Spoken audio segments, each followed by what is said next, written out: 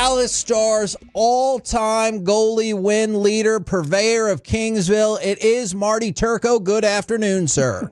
Good morning, guys. How we doing? Good, man. It's game day. You got to be fired up, right? Yeah. Oh, my gosh. Western Conference Finals. I feel like we've been here before against the same team. So I like our chances. Oh, my God. I'm so excited just to hear our fans. They've been so great this playoffs, and it's only going to get better. Okay. I love the enthusiasm right there. I was curious from your perspective because there'll be different players. I know a lot of the core players are still there, but how much, if at all, do playoff rematches like when you guys would go up against the Avalanche stay on your mind? They do. You're right. Every team's different. Certainly these two teams, but still, majority of familiar faces, coaches and goalies and such. But, for us, Mika Rantanen's, it's a huge difference. We got a different look on D. And, I can really argue Thomas Harley's just a totally different player, Yep. confidence and what he's playing with. But on the flip side, I got to tell you guys, this is the deepest Edmonton has been in a long time. And there's not a fluke that they're in the Western Conference Finals against us. The only thing is we played probably the other best two teams in our conference to get to this point, which is fine by me. I know DeBoer's used this phrase a couple different times, and he used it especially about Game 6. He said, I don't think a less mature team could have won that game because the stick-to-itiveness part of everything. How important is that maturity over time? You just said it. We're in our third Western Conference final here. Yeah, I think it definitely helps. There's so much talk in this world, and it's always true, but it's getting cliched, that you learn through mistakes and experiences and defeats and losses, and that's part of the maturity. I think what Pete, our great coach, is talking about. You've kind of been there and felt it before, and unless you're the Toronto Maple Leafs, you feel like every time you get to a Game 7 or this second round, your destiny is already set for you. That ain't the case for us. Cowboys of the NHL. Yeah, I hear you. That was a pretty funny piece by a few people, but our team's got that experience, and when you to get there, winning in this league, it's pretty rare. You see a team just come out of nowhere and win. But for the teams that keep knocking on the door, we always say, hey, they only have so many years to do this. But somehow Jim Nill, our fantastic general manager, and his staff keeps reloading somehow, some way, with just great talent. And the salary cap is a real thing and hard cap in our league. But man, you just feel like you give yourself chances like this, you're gonna knock it through at some point. And like I said right at the beginning, boys, I really think this is, not only just because we have the team and the horses and Jake's playing so great, but I think that experience is just as important as anything else.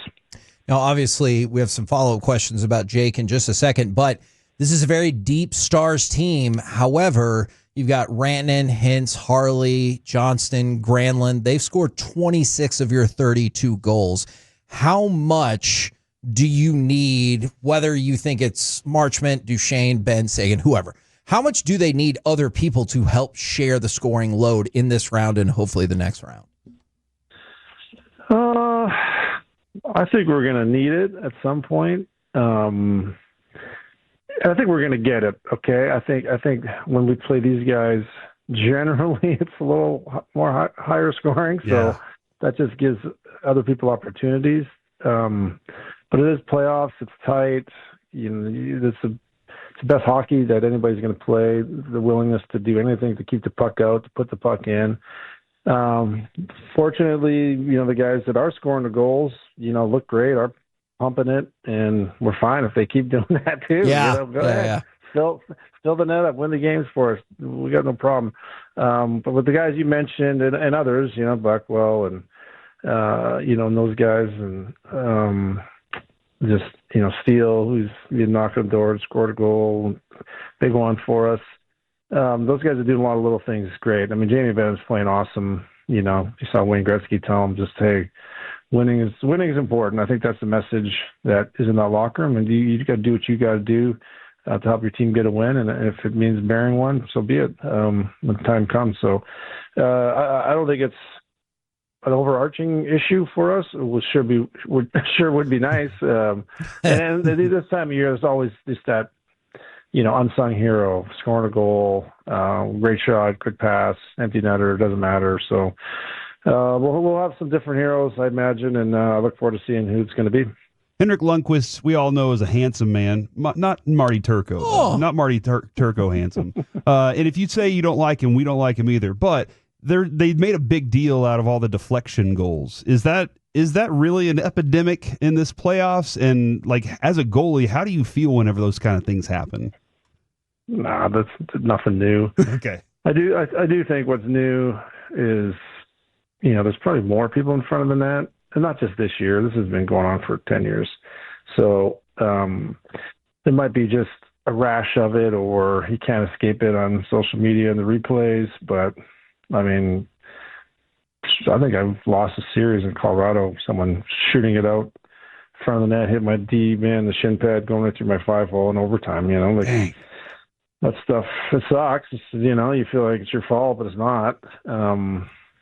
There are some things goalies can do, I think, to find the puck and see it a little bit better. And, probably my issue, I don't know what Hank has. And for the record, Hank, I play with his twin brother. They're both awesome. Okay. Hank is a good dude. He's a goalie. He's Swedish. He's a fantastic human being. He's a little dry on TV for my liking, but it's second language. We just got the sharp suit, so we get the hall pass by most women and goalies. But those things, they just happen. So if you fight for it, right? I don't know why goalies making saves that are like a foot or farther outside the net. It just takes you out from where the deflection might happen, and you can't predict it, especially off the skate, right, and off of glove and whatever. But your job is to be center mass to the most likelihood of the play, right? But there was one couple last night, just seeing eye shots, and you got a big goalie in Carolina, and he's looking over one dude, but then there's someone else is trying to block the shot, and it's just hard to find that thing. And I don't think, what I hear a lot is people, go to games and like, I just don't know how you guys see it through all that traffic. Well, the answer is, sometimes we don't.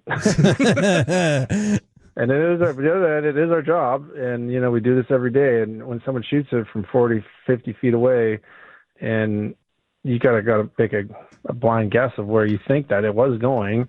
But we have a good idea when like I said, you do it every day. But these guys are the best in the world. There has been a lot of deflections. We've seen it in our series, right? I mean, the greatest goal we've had in, probably since the Cup, or one of the greatest goals anyway in the last 20 years. Mikko's, willing it into the net and, flying and the wraparound, right? It goes off the skate. But no one cares. No one cares. Yeah. It was he was flying, and he just said, this is going in, and he laid out his body going that speed to even attempt to wrap it around. I was like, this guy's crazy, but he wanted it so bad, and it happened. And you call whatever you want to call it, but to me, he willed it in there, and whether it went off someone's skate or not doesn't matter.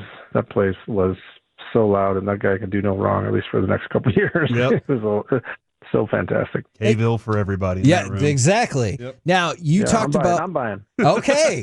You talked about how well Oettinger is playing. Now, for people who've been watching, I think we can see it. Save percentage, goals against is reflected as well. But is there anything in particular that you're like, man, he's doing that so well in the playoffs thus far?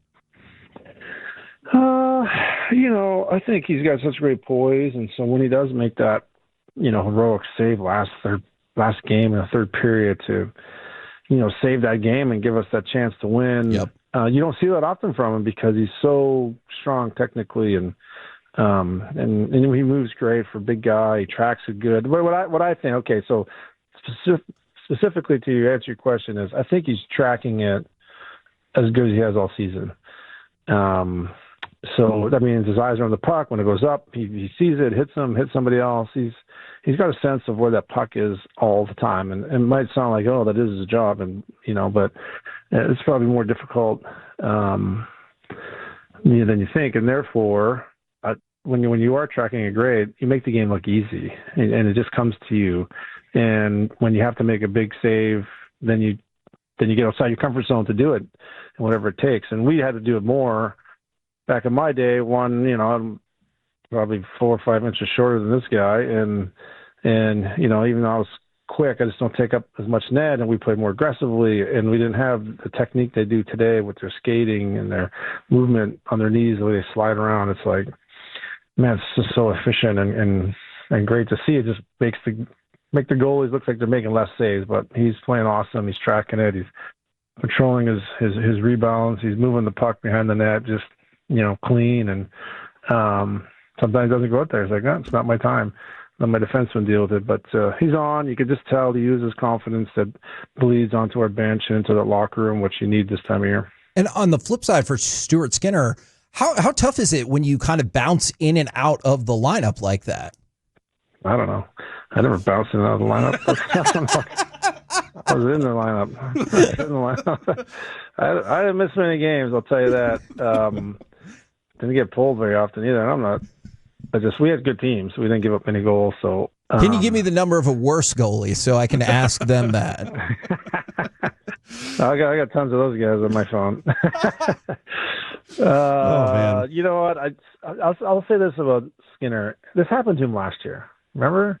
I mean, you guys wouldn't remember, but he was in and out last year, and then he came in, went to the Stanley Cup Finals, and played great. I mean, right up to the end, he had a little hard time in the finals.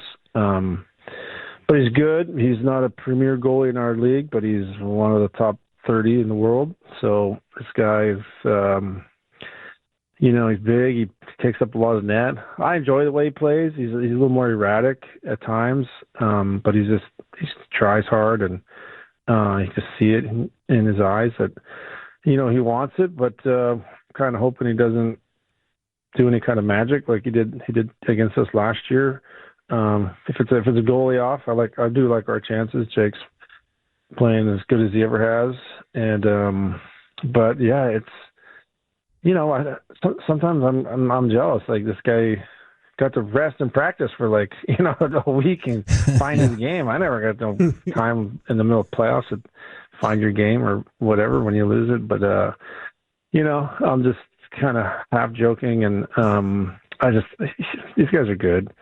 And, we just saw a 3-time Vezina Trophy winner last series struggle a few games on the road in the first round and against us. Gave him a chance in their last game, but it's hard. It's hard this time of year. So much pressure, and whether, Hank trying to defend goalies and say, oh, it's not their fault, going off shin pads and stuff. I've been there. You got to make your own breaks, and it's our Stanley Cup, man. It's a hard thing to win. So we're down to 4 teams. This is super exciting. I've never, in all my years, I was here in 99 and 2000, which was a blast and helped put hockey on the map. But this city is on fire right now. Everywhere I go, people are talking about it. The requests for tickets insane, media for the guys and alumni, shit, I've been on your guys' show in a while. Oh yeah, and we'll be happy to be back on. And we'll be happy to have you back on anytime, Marty. We are looking forward to this. Thank you so much for hopping on with us today, man. And we're hoping for this cup just as much as you are, man. And I'm telling you, I'll be sipping on a Kingsville tonight, watching these Stars get after it, man. Yeah, I'll be having one in the suite. Just to calm the nerves a little bit. Yep. When you can't play, it sucks. You can't do the game. And I was sitting with Gretzky last game and in our owner's suite, and he's just like, man. And he's got no dog in the fight. He's just like, man, it sucks. You feel for these guys. You get nervous watching because he used to dominate, right? And so now he can't. But anyway, appreciate you guys. It was fun talking to you.